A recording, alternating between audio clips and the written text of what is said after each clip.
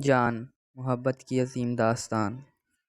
खाने के बाद बहुत देर तक प्रोग्राम तय होते रहे। फिर फिरोज़ भाई हम सबको घर छोड़ गए और वापस जाते हुए आज के लिए कसूर से लाई हुई कॉफ़ी की बोतल भी दे गए, वो भाईजान के कहने पर लाए थे। घर में दाखिल होते ही सबसे पहले वो बोतल पकड़कर बावर्ची खाने की तरफ बढ़ी तो अयाज ने कहा, कॉफ़ी बनानी आती भी है या नहीं?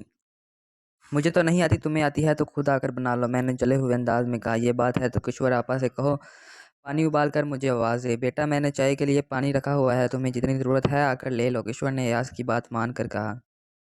ओके कहते हुए अयाज मेरे साथ ही बावर्ची खाने में चला आया। बोतल खोल कर सूंघी, फिर कप में पानी डालकर 2 चम्मच कॉफ़ी इसमें डाल दी, फिर चीनी और दूध मिलाने के बाद बोला, लो पहले तुम इसका पी कर देखो। इसके बाद सुन कर मैं खुश हो गई, इसको मेरा ख्याल कितना है, पहले मुझे बना कर दी है। मैंने जल्दी से कप उठा लिया। वो अपने लिए दूसरा कप तैयार कर रहा था। मैंने कप होंठों से लगाया तो हल्की सी जलने की बू आई। जैसे ही पहला घूंट लिया सारा मुंह कड़वा हो गया। मैंने वो घूंट निगलने की बजाय उगल दिया। याद ने हैरान होकर मुझे देखा और पूछा, क्या अच्छी नहीं बनी? ये कॉफ़ी है? मैंने बुरा सा मुंह बनाकर नागवारी से कहा। क्या हुआ? याद अभी तक हैरान था, मुझे देख रहा था। अरे ये कॉफ़ी है जैसे जली हुई रोटी पीस कर बोतल में डाल दी हो।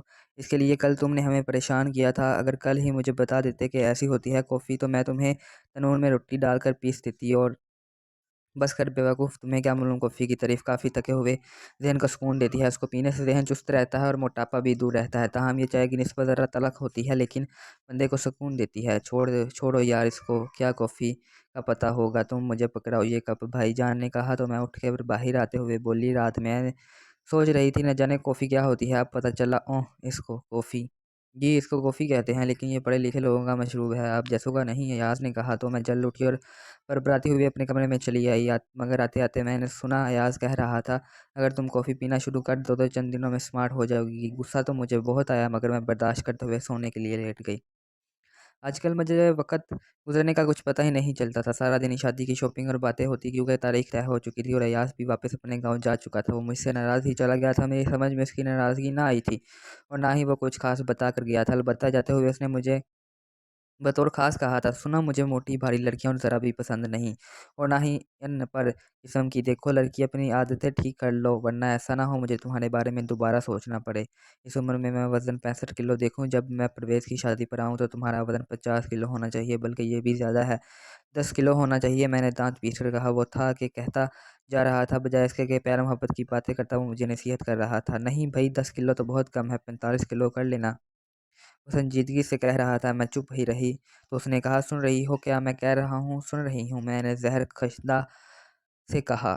ज़हर लग रहा था वो मुझे इस वक़्त। और सुनो, अब जो टेस्ट होने वाले हैं उनमें खूब मेहनत करना, वरना क्या? मैंने काट खाने वाले लहजे में पूछा। वही जो पहले कहा था, मुझे तुम्हारे बारे में दोबारा कोड करना होगा। इसके बाद पूरी होने से पहले ही मैंने रोना शुरू कर दिया कि बात-बात पे रोना भी मेरी आदत थी। ये तो मेरा आंसू आज़मूदा नुस्खा था।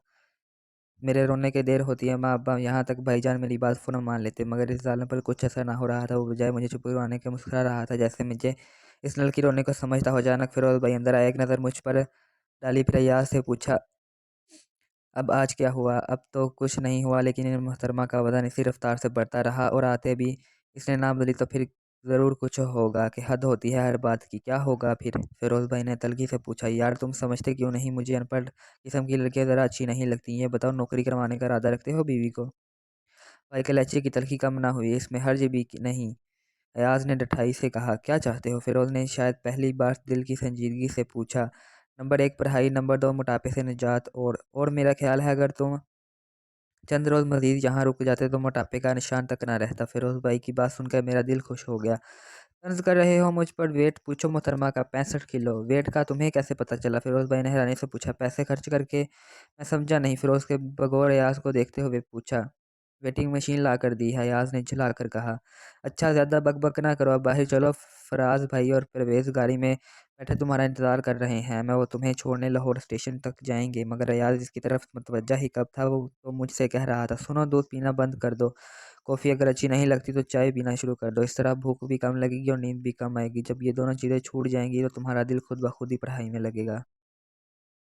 लेकिन मुझे चाय बिल्कुल अच्छी नहीं लगती, फिर अम्मा भी पीने से मना करती हैं। मैंने मुँह बनाकर कहा तो अयाज़ ने घूर कर मुझे देखा और मैंने लापरवाही से कहा, और फिर 1-2 बार मैंने चाय पीकर भी देखी है। चाय पीने के बाद मुझे ज़्यादा नींद क्या चाहिए? चाय पीने के बाद तुम्हें नींद आती है? अयाज़ मेरी बात काट कर बोला, फिर फ़िरोज़ से कहा, सुना तुमने इसकी हर बात निराली है, खुदा की शान, चाय पीकर भी नींद आती है। अरे नींद तो इस सवा मन अनाज की वजह से आती है जो तुम चाय पीने से पहले ठूंसती हो। यार ये क्या लड़कियों जैसी बातें कर रहे हो। चलो, फिरोज भाई ने सख्त लहजे में कहा। चलो, याज ने बैग कंधे पर डाल दिया और आखिरी नज़र मुझ पर डालते हुए बोला, मैंने जो कुछ कहा है इसको याद रखना और इस पर अमल भी करना। कहकर वो बाहर निकल गया। अम्मा पहले से दरवाजे के सामने खड़ी गाड़ी में बैठे फराज और परवेज भाई से बातें कर रही थी। वो अम्मा को सलाम करके गाड़ी में बैठ गया, जबकि मेरी मोहब्बत इसकी नफरत से बड़ी बातें सुनने के बावजूद भरी थी, कम ना हुई थी। वो जितने दिन भी रहा था, एक दिन भी उसने मेरे साथ सीधे मुंह बात नहीं की थी, जबकि वो जब आया था तो मुझसे बड़ी मोहब्बत के साथ मिला था। वो तो चला गया था, मगर मैं उसकी बातों पर अमल करने की कोशिश की। लेकिन अब तो भाईजान की शादी थी, जिसकी वजह से स्कूल से लंबी छुट्टियां ले ली थी।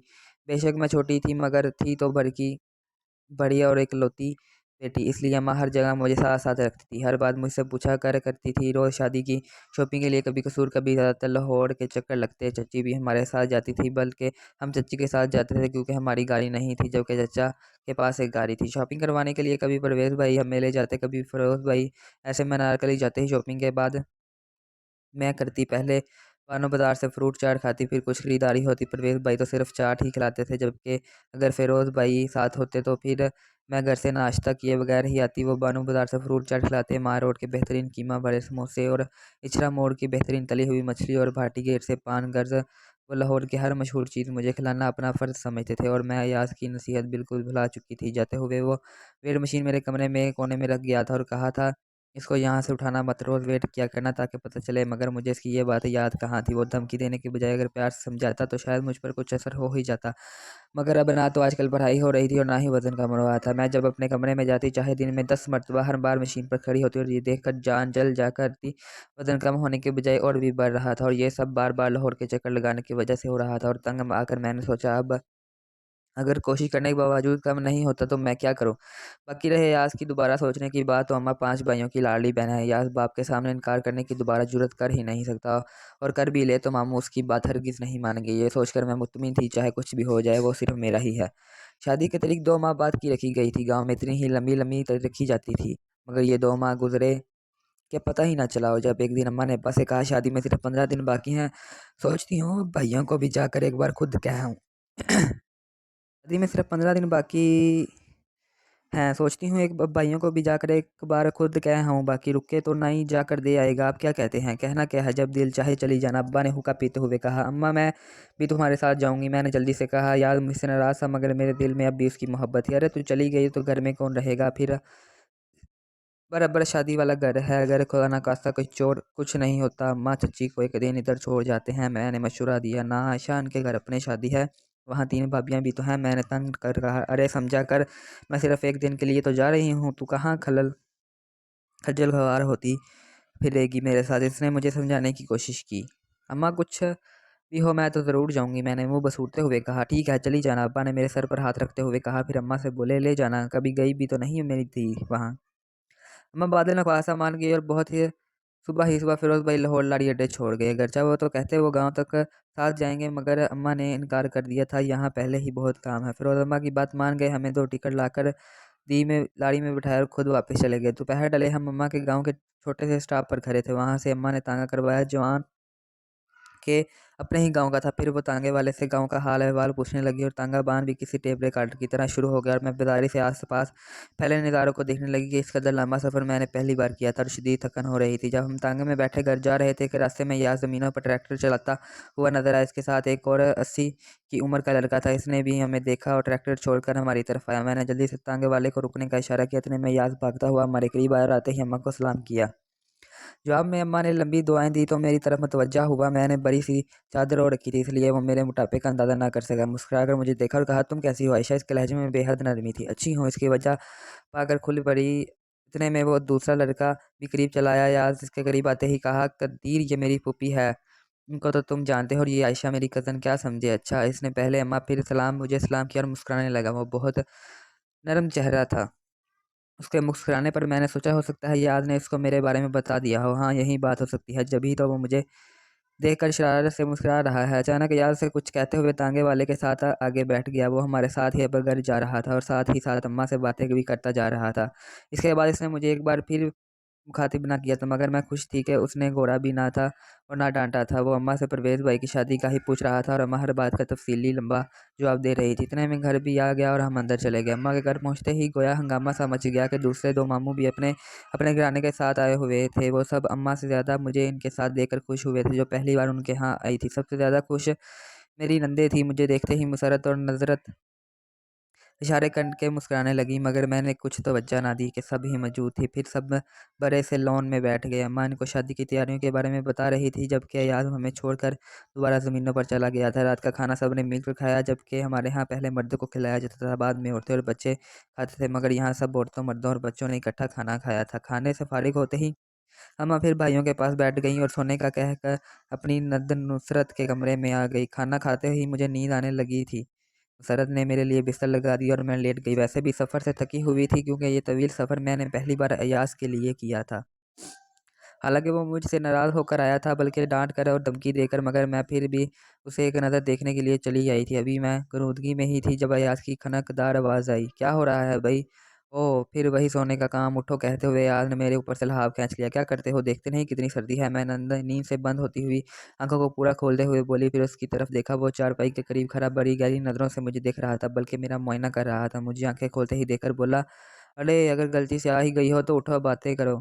क्या बातें करो, मैंने सुस्ती से कहा। मुझे मालूम था वो कैसी बातें करेगा। पढ़ाई कैसी जा रही है, टेस्ट कैसे होते हैं, ये तो बता दो कम अज़ कम। वो मुझे देखते हुए पूछ रहा था। जब से शादी की तारीख तय हुई है, तब से अम्मा ने स्कूल से छुट्टियां करवा रखी हैं। मैंने खुद को बचाते हुए सारा इल्ज़ाम अम्मा पर रखने की कोशिश की। क्या यानी कि 1.5 माह से तुम स्कूल ही नहीं गई और घर में भी नहीं पड़ा होगा, है ना? घर कहाँ होती हूँ, सारा दिन तो लाहौर और कसूर के बाज़ारों में गुजरता है, शादी की खरीदारी में। तुमने इतनी जल्दी से दिन लिखवा दिए हैं, काम वाम तो सारा दिन मुझे अम्मा को ही करना था। मैंने खुद को कामी ज़ाहिर करने की कोशिश की। वज़न कितना है? गोया वो मेरी बात मान गया हो और अब दूसरी तरफ आ गया हो। मैंने कभी क्या ही नहीं, मैंने साफ झूठ बोला। अगर करती तो मैं दिन में 10 बार थी, मगर कुछ फ़र्क पड़ा होता तो सच बोलती। उठो अब करो, इसने ज़रा सख्त लहजे में कहा।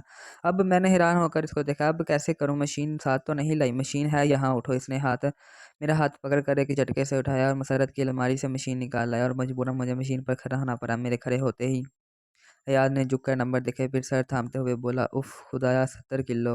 मैं चुपचाप मशीन से उतरकर अपने बिस्तर की तरफ बढ़ी तो अयाज ने मेरा हाथ पकड़कर तरह लहजे में कहा, पहली बार ऐसा देखा है कि मशीन की मौजूदगी में वजन कम होने की बजाय भरा हुआ। आखिर तुम करती क्या हो? मैं चुप रही। वो कुछ देर मुझे देखता रहा, फिर बोला, बेकार, अब नामुमकिन, और बाहर निकल गया। मैं फिर बिस्तर पर लेट गई। कुछ देर उसकी बातों पर गौर करके मुझे रोना आया, फिर थाने और थकन की वजह से जल्दी ही सो गई। सुबह मेरी आंख मुसरत के उठाने पर खुली। अम्मा नाश्ते के बाद ही जाना चाहती थी, लेकिन मामू ने कहा, अब आ गई हो तो एक दिन मज़ीद रुक जाओ, और अम्मा मान गई। नाश्ते से फारिग होते ही मुसरत मुझे अपनी सहेली के घर ले गई। वहाँ से वापस आए तो सब खाना खा रहे थे, मगर याद उन सब में नहीं था।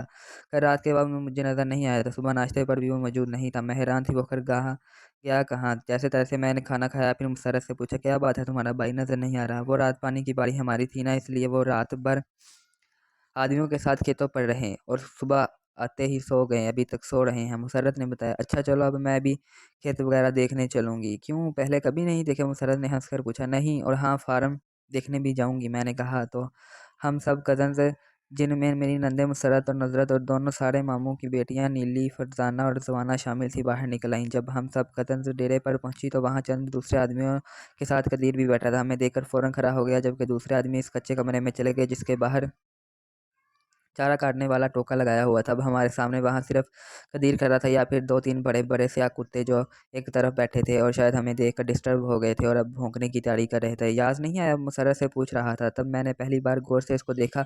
साफ रंग, तीखे नक्श, लंबा कद, मगर चेहरे पर गहरी संजीदगी और आंखों में हल्की सी उदासी थी। मेरा जी चाहा उसे देखती ही रहूं।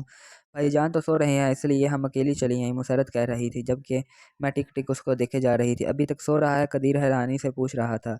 असल में रात पानी की बारी हमारी थी। सारी रात वो जागते रहे और सुबह घर जाते ही सो गए। सर ने अब के इस तरह तफसील से बताया। सारी रात मैं भी उसके साथ ही रहा हूँ। खैर, अब आप बताएं, आपकी क्या खिदमत की जाए? वो खास कर मुझे देखते हुए बोला, साथ ही किसी को गनी कहकर पुकारा, सिर्फ सैर करवा दें। मैंने शर्मा कर कहा, सैर कैसी? मुंजी के बाद खेत खाली है और गंदम की बुआई की जा रही है। जिनकी बुआई वक्त पर हो गई थी वो तो आजकल पानी लगा रहे हैं, जैसे कि अयाज वगैरह, और बाद ऐसे भी हैं जिनकी मुंजी देर से लगी, देर से पकी और अभी फारग हो रहे हैं। कदीर मेरी मालूमात में इजाफा करते हुए बोला, फिर तो इनकी गंदम भी देर से लगेगी। मैंने अपनी तरफ से अपनी अक्लमंदी का रोब झाड़ा।